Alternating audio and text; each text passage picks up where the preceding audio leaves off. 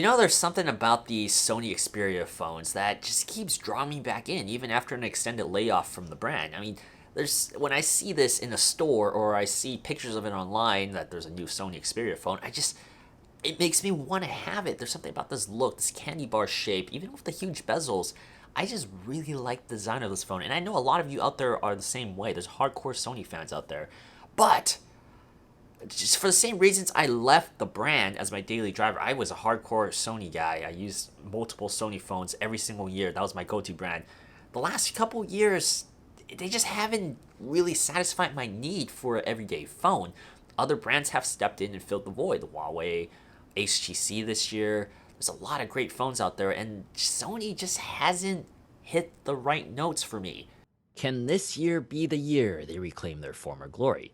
Well, we got off to quite a good start right out of the box. As with recent Sony flagships, the hardware is absolutely gorgeous and sturdy.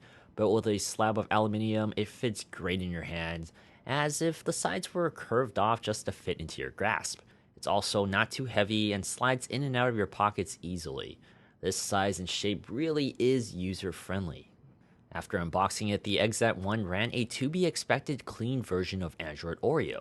Sony's skins have always been a fan favorite for its simplicity, and this is more of the same. Navigating through the Android interface was on par with the best of the best out there to date. Nice and smooth, just the way it should be. That should be the case because the XZ1 is running Qualcomm's best chip at the moment, the Snapdragon 835, alongside 4GB of RAM and 64GB of storage. I do want to note I have an international version of the phone that I have been using on T-Mobile in the US. A huge plus is that Sony always provides a large number of bands on all their models, so you get LTE here. The reason this is good for me is because I have access to the fingerprint scanner on the power button right out of the box, whereas it is disabled in the US models. The fingerprint scanner initially was great. It was fast, efficient, just like all the other 2017 flagship phones, top-notch fingerprint scanner. And then I started having some problems after a couple weeks. It wouldn't recognize my fingerprints. Some days it would be perfect, some days it's unusable. You could scan it dozens of times until you get locked down and you have to put your PIN in. It is unreliable. I think it could be potentially the location of it. This is the same exact problem I had with the Xperia Z5 Compact. The fingerprint scanner there drove me insane. And it's not my fingers, guys. I have the same damn sweaty fingers that I use on every single phone, right? And those fingerprint scanners read these fingers totally fine. I don't have to reset them 100 times. Yeah, I can reset my fingerprints here over and over and over, and that should fix it for a couple weeks, and then I have to do it again and again. But the point is, I've used so many phones in 2017 and 2016 that I've not needed to do that. That aside, this phone has micro SD card expandability and a really neat dual SIM micro SD tray design. I've never seen a tray combo like this one before. It's also slightly refined from previous Xperias and much easier to remove. The XZ1 has a great display. Sony uses their patented triluminous display, which is their term for enhancing color saturation for images. I have no idea what it really does, but it looks good. This is a 5.2-inch 1080p IPS screen, good for 424 ppi. No complaints here for me. It has been a pleasure watching videos with this phone. Audio gets tricky though. Although we have dual front-facing speakers, which I am always an advocate for, they aren't particularly clear. The bigger 12-inch model has a Quad HD screen, but I can tell you that this one is respectable at this resolution. Colors are sharp and super saturated, and the viewing experience is enjoyable. It's hard to go wrong with. And this might be important to a lot of you out there. There is indeed a 3.5mm audio jack for your headphones.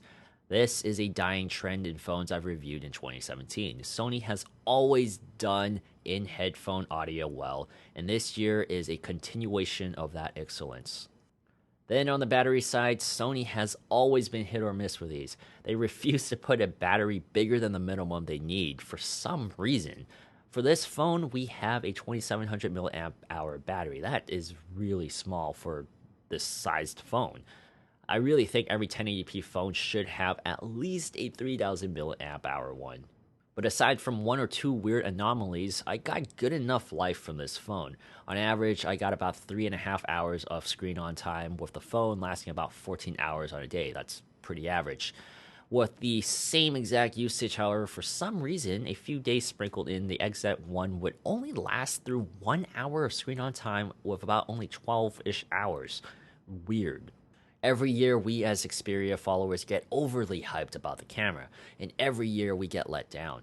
Once again, with a new 19 megapixel f2.0 max sensor that Sony has touted as their best camera, my expectations were pretty high. First letdown already was the mini camera hump.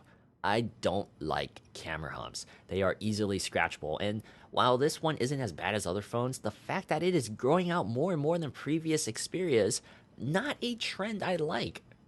But it's not all bad. The signature shutter button is still here. That is still one of Sony's best implementations ever. The camera interface is exactly like I remember it. There are slight changes and refinements, but I've always liked shooting with this form factor. It has all the modes you see on other phones, including manual control, but the superior auto mode and video recording is where you've probably heard about Sony Xperias. In all honesty though, the photos are fine. I'm just not too ecstatic about them after using phones that have given me better results. Like with most phones nowadays, in a well-lit environment, you'll have no problem getting a great shot. Low light is where the real test is. Some of the shots come out detailed with minimum grain, others, not so much. The front 13 megapixel camera is where I am surprisingly impressed. I mean, the results with a selfie cam were better than some rear-facing mid-range phones I've used this year. That is impressive to me. Software-wise, sometimes it would take a while for the camera app or gallery app to open, and this is not a new problem with Xperia. We've seen this over and over.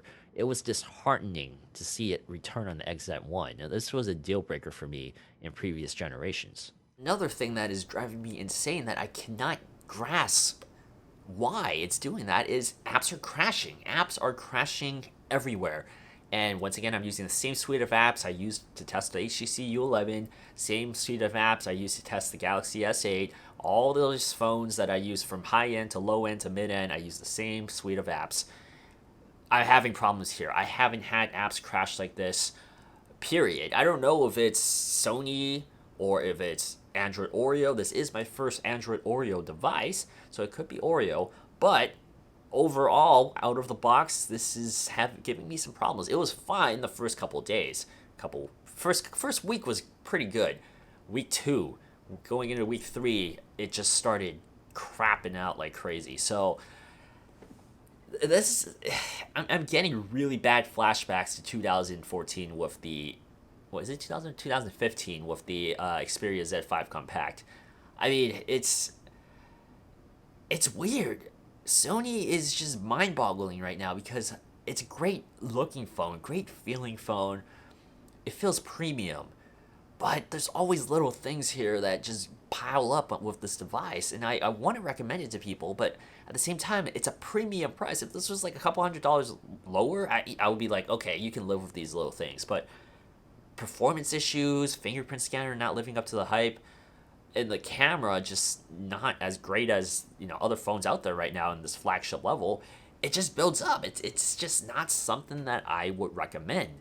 And that's unfortunate because I love Sony devices, and I used to say great things about Sony, and the last couple of Sony phones I haven't been too impressed with compared to what you can get, like HTC U11.